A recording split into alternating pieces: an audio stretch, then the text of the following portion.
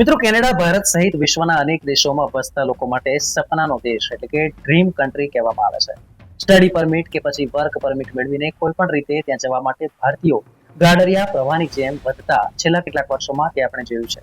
જોકે કેનેડાના વડાપ્રધાન જસ્ટિન ટ્રુડોની નબળી કામગીરીને લઈને તેમની જ લિબરલ પાર્ટીમાં બળવાની સ્થિતિ ઊભી થઈ હતી અને તેમાં પણ અમેરિકી રાષ્ટ્રપતિ ડોનાલ્ડ ટ્રમ્પ દ્વારા કેનેડાને અમેરિકાનું 51મું રાજ્ય બનાવવાની ઈચ્છા બાદ કેનેડાની લિબરલ સરકાર ચિંતામાં તેમજ વિધામાં મુકાઈ ગઈ છે.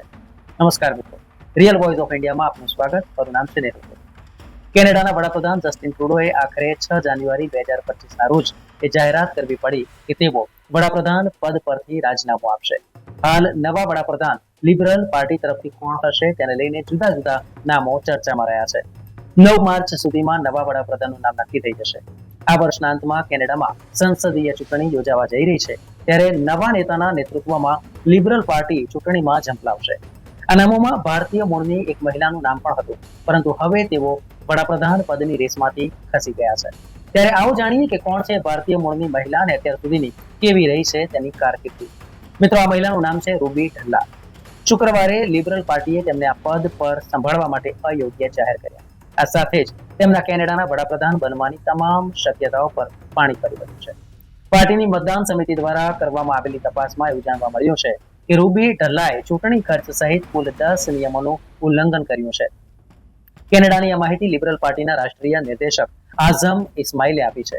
ઇસ્માઇલીના મત અનુસાર ઢલ્લાએ જરૂરી ચૂંટણી નાણાકીય માહિતી જાહેર નહોતી કરી. એવો પણ આરોપ લાગ્યો છે કે તેમણે આપેલી નાણાકીય માહિતી ખોટી હતી. જોકે રૂબી ઢલ્લાએ પોતાના આરોપોને ખોટા તેમજ બનાવટી ગણાવીને ફગાવી દીધા છે. તેમણે દાવો કર્યો છે કે પાર્ટી તેમના માટે સતત વધી રહેલા સમર્થનથી ડરી રહી છે. રૂબીએ વધુમાં કહ્યું હતું કે મને રેસમાંથી દૂર કરવા માટે યુક્તિઓનો ઉપયોગ કરવામાં આવ્યો છે.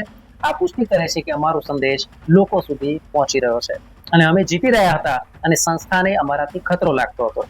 જોકે ઢલ્લાએ વધુમાં કહ્યું છે કે તે કાયદાનો લોનો અભ્યાસ છે તે ચાલુ રાખશે. તેમણે કહ્યું છે કે હું કેનેડિયનો માટે ઊભી રહીશ અને કેનેડા માટે સતત લડતી રહીશ. આજ મુદ્દે રૂબી ઢલ્લાએ એક્સ પોસ્ટમાં કહ્યું કે મને હમણાં જ લિબરલ પાર્ટી દ્વારા જાણ કરવામાં આવી છે કે મને નેતૃત્વની રેસમાંથી ગેરલાયક ઠેરવવામાં આવી છે. આ નિર્ણય અત્યંત આઘાતજનક અને નિરાશાજનક છે, ખાસ કરીને મીડિયામાં માહિતી લીક થયા પછી.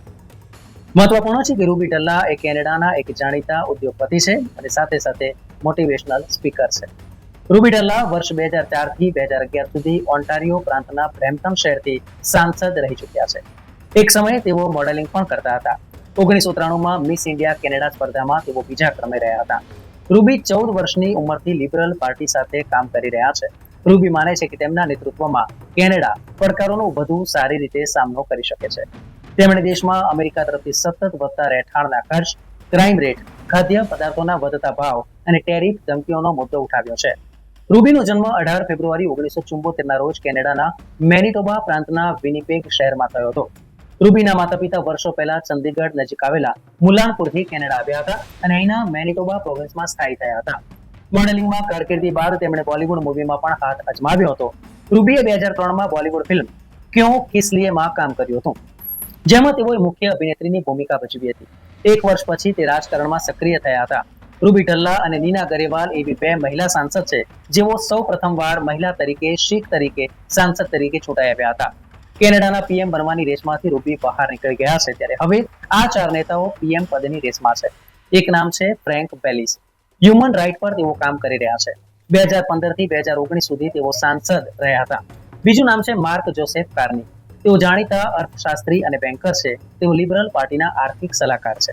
ત્રીજું નામ છે કેનેડાના વડાપ્રધાન તરીકે કરીના ગોલ્ડનો. કોમ્યુનિટી એક્ટિવિસ્ટ તરીકે તેઓ જાણીતા છે. લિબરલ પાર્ટીના તેઓ સાંસદ છે. માત્ર 14 વર્ષની વયે તેઓ લિબરલ પાર્ટી સાથે જોડાયા હતા અને ચોથું નામ આવે છે તે છે ક્રિસ્ટિયા ફ્રીલેન્ડનો.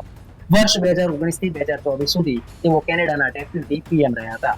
ત્યારે હવે આ 4માંથી કોણ કેનેડાનું નેતૃત્વ કરશે તે 9 માર્ચ સુધીમાં ક્લિયર થઈ જશે. ન્યૂઝ વ્યૂઝ એનાલિસિસ માટે જોતા રહો રિયલ વોઇસ ઓફ ઇન્ડિયા.